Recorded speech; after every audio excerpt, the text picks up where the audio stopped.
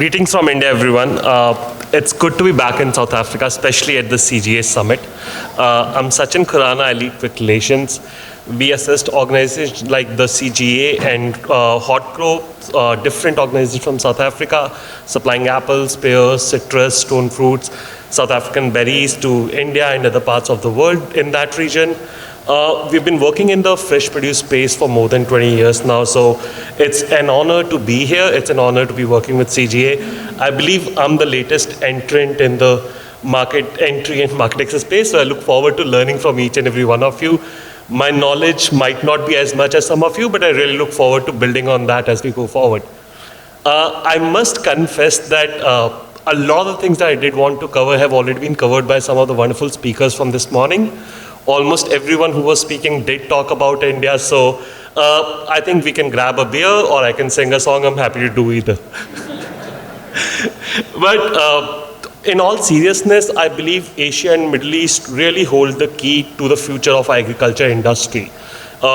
It's not just the size of these markets, but also the affinity we hold for South African produce that make it such a natural match. Just like we heard from our friends in Russia, I believe, when you go out to these markets, you'll hear very, very similar feedback in terms of where we are, why do we like South Africa so much, and the quality of the fruit and how much it's appreciated in that part of the world. If we talk about the current market environment, and this is purely from a CGA perspective, as our production scales up rapidly, I mean, I've been speaking to Justin over the last couple of years, I've been speaking to Paul and everyone, and there's a huge jump in production that we expect coming up. In that sort of a situation, and especially given how some of our key export markets are moving, there might be tariff as well as non-tariff barriers. I believe it becomes really important for all of us to ensure that we are hedging our bets. And we are expanding into markets that hold immense growth potential. Today, that's what I'm here to do. Let me just explain how and why we can do that. If we look at some of these export markets and other countries that produce citrus, we do face growing competition from other origins like Egypt. There are several tariff and non-tariff barriers that we experience in these markets. Given all of this, it does become really critical that we continue focusing on how we're expanding our markets and build on the work that's been done in some of the regions in EU, in the US, in UK, and really take it forward to the regions of Asia and Middle East, because I believe that's where the key is, like everyone has said since morning. I mean, Asia and Middle East really hold the key for us when we talk about our next 10 years, 20 years, and where we're going to go from here. I'll give you a very, very simple example. Look at the way our mandarins work. I mean, look at the way the market share works. The two markets that have shown the strongest growth potential are India and the UAE. India is our fastest growing market for mandarins. We're looking at about 75% growth rate. If we look at UAE, we're looking at about 50% growth rate. Only two markets that are in that such high figures. And together, Asia and the Middle East already account for about 20% of our overall exports. And this growth rate really tells us where the opportunity lies. This is where we really want to start focusing, so that as these markets continue to grow, as disposable income in these parts of the world continue to grow, we ensure that our products grow with them. And we are not left sitting when other competitors come up and take our market share that we were supposed to always have. Yeah. But why is that? And a lot of speakers this morning touched upon some of these facts, so I'm not going to spend too much time on it, but just the size of our population definitely plays a role. We are nearly half the world's population. Look at my size, half of this room. Look at our country, half of the world. I mean, we're huge in terms of numbers. And the thing is, it's a very, very diverse population. Different countries within the region present different opportunities. There are opportunities for niche products, there are opportunities for premium products, and there are also opportunities for mass product. So no matter what kind of product we are looking to bring into the market, there is a segment that exists to take that product at whatever price we want to sell. Definitely everyone looks for value for money, but it's not a market that's only competing on price. And those are some really good things in any new market that we look at. Also, another thing is countries in that region have really, really strong relationship with our shippers from here. I see a lot of our friends in the market who sell a lot of fruit in that region. And if you speak to any of them, they'll all tell you the kind of relationships they already have in those markets with their shippers. Again, I mean, if you look at how people work, if you look at how businesses work, it's a business that built on relationships. I mean, I had the good fortune of being on the citrus tour these past 2 days, and just the sheer scale and quality of farming that we have over here is completely astounding to someone who comes from a country where the average land size is less than a hectare, and we still farm probably with the same practices that we had 40 years ago. So just to see the way the agriculture industry in South Africa has progressed and the quality of fruit we are able to grow year on year, I think it's a tremendous achievement for each and every one of you, and the whole world respects that. And especially in Asia and Middle East, the kind of recognition we've been able to get, and it's not just Gagan, every single buyer that buys product from South Africa knows they're getting some of the best quality produce at probably the best pricing they can ever look at.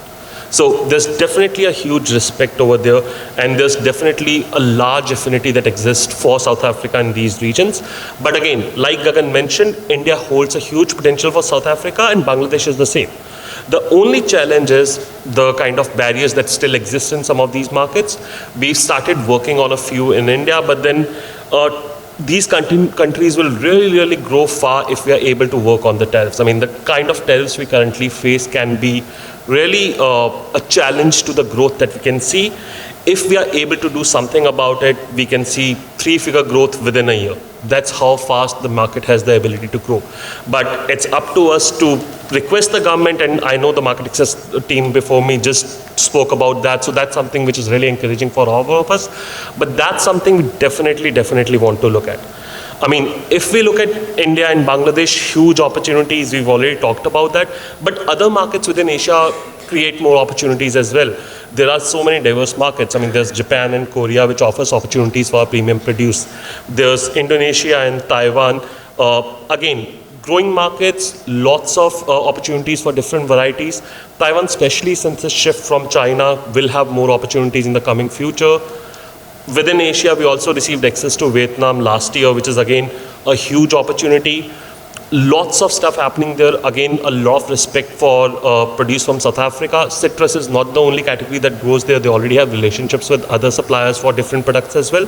So again, that's another advantage where we don't just export one particular product, unlike some of our competitors, but we export a full basket. So a lot of the products get advantage from that. If someone's buying citrus already, apples and pears will benefit from it. If someone's buying apples, mandarins will benefit from it. Again, same story. The relationships that exist are really critical, and those are really good relationships. It's up to us to ensure that we are able to leverage that. The only thing is, if we are able to work on tariffs, because a lot of these markets within Southeast Asia, we do have competition with origins like Australia, which come in at a much lower tariff or no tariff. But then if we come to Middle East, again, it's the same story. Huge opportunity exists in that region. I know a lot of our shippers already send a large quantity of product there. UAE and Saudi Arabia are functioning as the two key entry points for us. They are the two largest markets. There's an extremely strong demand for citrus in that region, and that demand continues to grow. It's also a market that can take product at multiple price points. So depending on the kind of varieties we are offering, there are retailers over there who will take only premium product. There are retailers over there who will take mass product. And then of course the larger import market that has access to almost every segment within that society. But the idea is these many opportunities exist for us. There is so much that needs to be done in Asia and the Middle East, but how do we do that? How do we leverage the opportunities that exist in these markets? I believe for us to be able to really successfully do that, I would really want to look at the success we've received in Europe and US in the past and build on that. I believe there are 4 key factors that can help us do that. The first is trade relationships. Everyone in this room knows the business is completely built on relationship. We are friends first, business partners later. And that's something we already have a leverage on, where we already have great relationships, but then our team and a lot of others are already working on further building these relationships and expanding new relationships as needed. There are new sectors in these markets which have completely exploded the demand. So platforms like quick commerce, which offer 10-minute, 15-minute delivery, especially in the Middle East and South Asia, have changed the way fruit sells.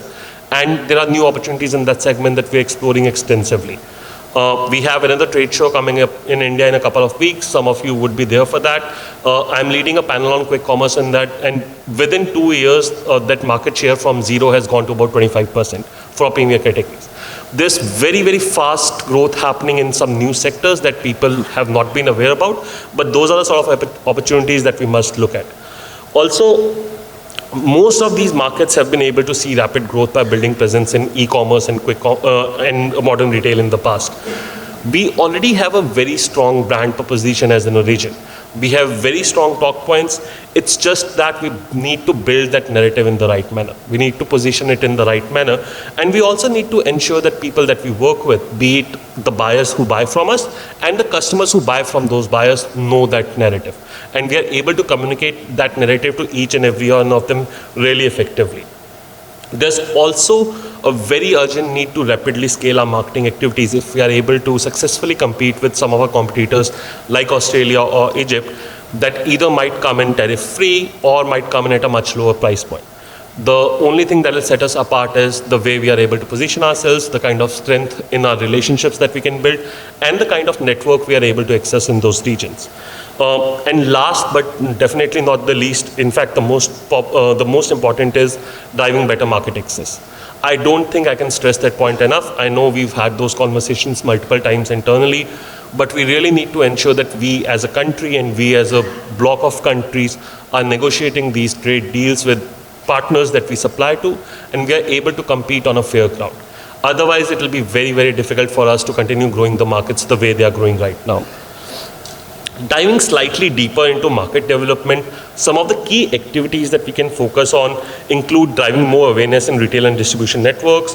Retail allows us to drive visibility, but more importantly, also quickly move product that we might want to. It also helps drive long-term commitment from some of these partners who control large chunks of the markets. Another key aspect is working in the wholesale markets, which really move large chunks of volumes.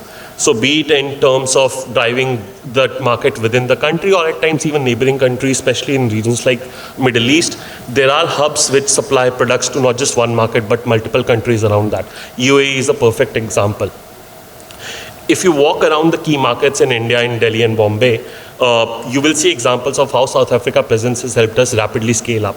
We might not be the largest shipper to the country, but we are definitely the most visible. And hopefully we can replicate that in some of the other markets too. Another good way is to build more interactions with our existing and new customers. Trade missions are a great way to do that. We should definitely look at building that up as we start growing our markets in some of these regions. We've done that really successfully with some of the other industry associations working on other product categories. I think it's time we start thinking along those lines for citrus as well. All of these activities really help us bring more fruit to these markets, but then we also need to ensure that we are helping our customers sell it further and we are helping them create more demand. How do we do that? Be it in terms of working with the culinary federations, be it in terms of creating new sort of recipes that can help us put more fruit on the table every single day in every single restaurant. There's a lot of work that goes into that, which our team extensively does for other product categories. We also assist companies in driving new products. We are currently working with some of the largest brands in the world, be it QSRs or large-scale cereal manufacturers, in assisting them in driving natural sugar sources to their products so that they can cut down on artificial sugars or add in protein, fiber, starches, again, where products like citrus could really play a key role. Another thing is looking at where the consumption is growing. A lot of new age consumers don't really consume fruit in the raw form. The idea is to work with companies to create products that can fit into their natural diet, which might be a processed diet. If they want to have it as an ice cream, if they want to have it as a drink, if they want to have it as any snack, the idea is to ensure there are products available so that it can fit into any sort of diet regime that they are following or their taste preferences.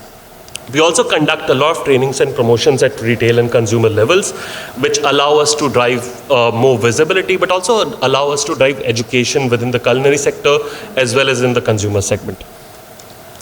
Another thing that has become really big over the year is health and wellness eating. It's completely changing the way we used to eat.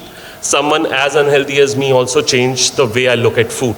And I mean, completely changing from the way we used to it to now looking at it as fuel for body. I think that sort of awareness really hit hard post-COVID. And that has changed the way we consume, and that actually creates a lot of opportunities for super healthy products like citrus, which also promote immunity. I think there are a lot of talk points that can be used to create more demand for them. We do a lot of work with healthcare bodies, healthcare practitioners, doctors, nutritionists to drive these messages home for consumers. And that allow our importers and our buyers to drive more fruit in that market because they see people asking for it. It gives them the confidence to work with us. It gives them the confidence to order more and build a sustainable program. Some of you have already seen benefits of that during COVID and are continuing to see it. But the idea is it can be driven to a much higher factor, and there's an opportunity, plus there's a need to do that. Another good way to create awareness in India is working on festivals. That's something which resonates across Asia and Middle East, and be it focusing on gift packs or activities around those, we have a lot of formats that we do which help us move product in these special occasions, and then some of that is lasting, and then that becomes a trend throughout the year.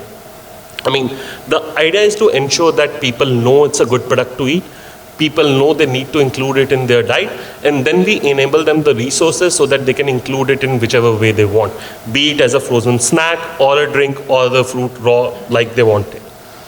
I mean, if we are able to do all of these in these markets, then I think there's no way we will not see our volumes grow, especially with the way our populations are growing and the market is growing.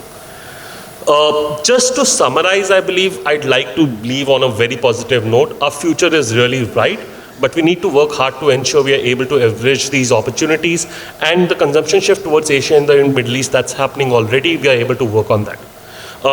We say this with experience. It's not that I'm just saying it. We've actually done this extensively for a lot of other product categories in that region. We've seen more than 1,000% growth in a lot of product categories that we already work with. This is all in the last 3 years. The data that I'm using is publicly available. Be it for our categories in apples, be it for our categories in avocados and mangoes, we've seen humongous growth just in the last 2-3 years.